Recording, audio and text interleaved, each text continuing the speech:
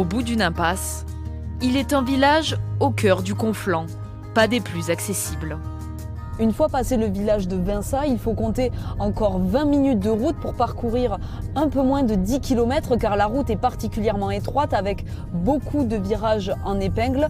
Aller à Gloriane, on peut dire quelque part que ça se mérite.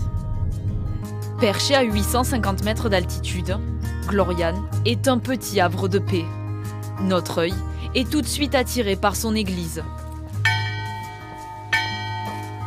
La mère du village nous en ouvre les portes. À l'intérieur, son retable, classé monument historique.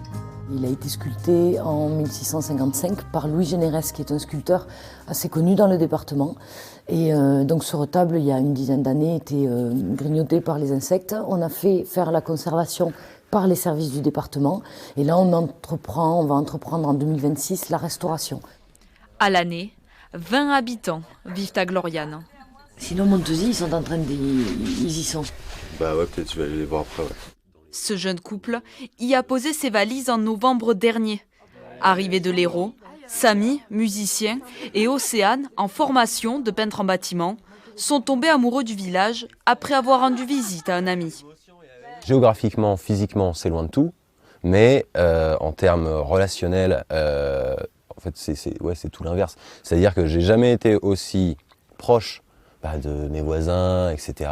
ici, alors qu'avant j'habitais dans un immeuble et on était à 5 mètres de palier, mais on était très éloignés.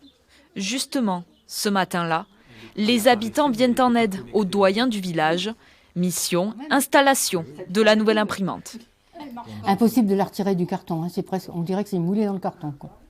C'est aussi pour cette entraide que Josette et René vivent ici depuis 27 ans. On est tranquille. Voilà, c'est le repos visuel. Je vais aller où on vit là-bas, regarder passer les autobus, les métros, non. Non, ici on est tranquille, on est bien tranquille, la campagne, c'est peinard. On n'a pas d'heure, on n'a pas de jour. J'ai plus de montre, moi j'ai plus de calendrier, c'est bien. Un lieu où le temps semble suspendu. Voilà comment résumer le plus petit village des Pyrénées-Orientales.